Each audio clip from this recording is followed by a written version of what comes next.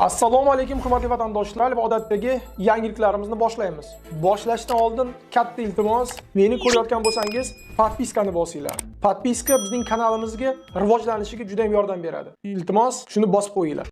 Moskva hamda Moskva oblasti va Sankt-Peterburgdagi hamyurtlarimizga 10 yillik stajiga ega ishonchli dokument xizmatlarini taklif qilamiz. Registratsiya va uni продление qilish, трудовой договор, уведомление, spravkalar, проверка bazalar xizmatlari mavjud. Muhim eslatma, Amina ilovasi to'liq ishlamaganligi sababli registratsiya qilmaganlar zudlik bilan ushbu xizmatdan foydalaning.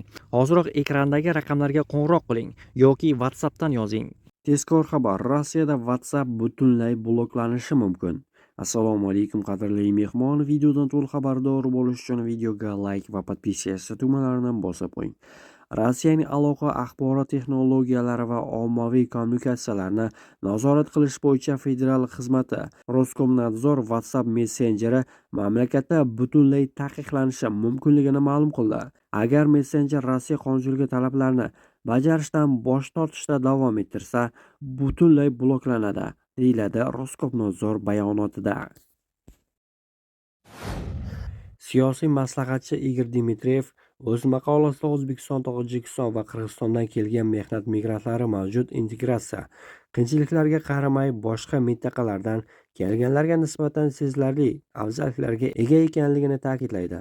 Uning ta'kidlashicha, Markaziy Osiyoliklar postsovet hududida o'sgan va shahar hayoti bilan tanish, ko'pchilik rus tilida gaplasha oladi va ma'muriy tartiblarni tushunadi. Bu esa ularning Rossiya jamiyatiga muvaffaqiyatli moslashishiga yordam beradi.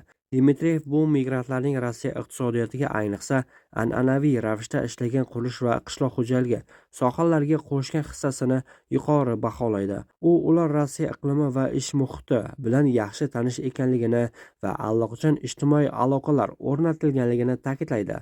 Shu bilan birga muallifning ta'kidlaganidek, Markaziy Osiyo migrantlarga qarshi axborot kampaniyasi fonida Afg'onistondan ishchi kuchini jalb qilish rejalari haqida xabarlar paydo bo'la boshladi.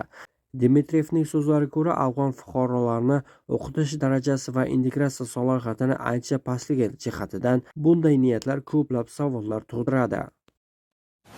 Noqonuniy migrantlarni deportatsiya qilish bo'yicha eng ko'p buyruqlar O'zbekiston fuqarolariga tegishli 87. Boshqa davlatlar Qirg'iziston, Tojikiston, Turkmaniston, Armaniston, Ozarbayjon, Qozog'iston, Belarus, Gruziya va Moldova fuqarolari ancha kam deportatsiyaga uchraydi. Jami 45 ta. Xorijiy fuqarolar tomonidan ma'muriy deportatsiyaga olib keladigan eng ko'p uchraydigan huquqbuzarliklar Rossiya Federatsiyasiga kirish qoidalarini yoki qolish qoidalarini buzishdir. Rossiya Federatsiyasi Ma'muriy huquqbuzarliklar kodeksining 18-moddasi Rossiyada vaqtinchalik yashash uchun ruxsatnoma olishning yangi qoidalari joriy etilmoqda. 2-dekabr kuni e'lon qilingan prezident farmoniga ko'ra, ayrim toifadagi chet elliklar soddalashtirilgan tartibda rus tili, tarixi va Rossiya qonunchiligidan imtihon topshirmasdan RVP olishlari mumkin. Ushbu soddalashtirilgan tartibdan quyidagi chet elliklar foydalanishi mumkin: fan, sport, ishlab chiqarish, madaniyat, ta'lim yoki ijodiy san'at sohasida yutuqlarga erishgan, Rossiya iqtisodiyoti, jamiyati, mudofaasi va xavfsizligini rivojlantirishga hissa qo'shgan, mamlakatda talab yuqori bo'lgan professional ko'nikma va malakaga ega bo'lgan. Ushbu chet elliklar va ularning oila a'zolari til imtihondan o'tmasdan RVPga ariza berishlari mumkin. Ularga hukumat tomonidan odatda belgilanadigan yillik kvota ham taalluqli bo'lmaydi. Putin ilgari Ukrainadagi maxsus operatsiyada ishtirok etganlarni ham o'z ichiga olgan yarim toifadagi chet elliklar va fuqaroligi bo'lmagan shaxslar uchun fuqarolik va yashash uchun ruxsatnoma olishning vaqtinchalik soddalashtirilgan tartibi to'g'risidagi farmonni imzolagan edi.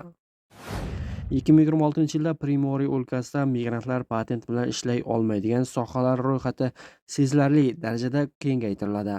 Mintaqaviy migratsiya siyosati agentligi ma'lumotlariga ko'ra, taqiqlangan faoliyat turlari soni 36 dan 88 taga ko'payadi. Gubernator Ali Kozhimyakov farmonni imzoladi. Yangi cheklovlar energetika, suv ta'minoti, issiqlik ta'minoti va sog'liqni saqlash kabi muhim sohalarga ta'sir qiluvchi mavjud taqiqlarga qo'shimcha hisoblanadi. Taqiq shuningdek axborot va kommunikatsiya, savdo, farmatsevtika, moliyaviy va sug'urta xizmatlari, madaniyat, davlat va notijorat tashkilotlari faoliyati bilan bog'liq sohalarga ham qo'llaniladi. Bir yil oldin 2025-yilda Primorye energetika va sog'liqni saqlash kabi mintaqaning hayotiy ehtiyojlari bilan bog'liq sohalarda chet elliklarning ishlashiga taqiq joriy etgan edi.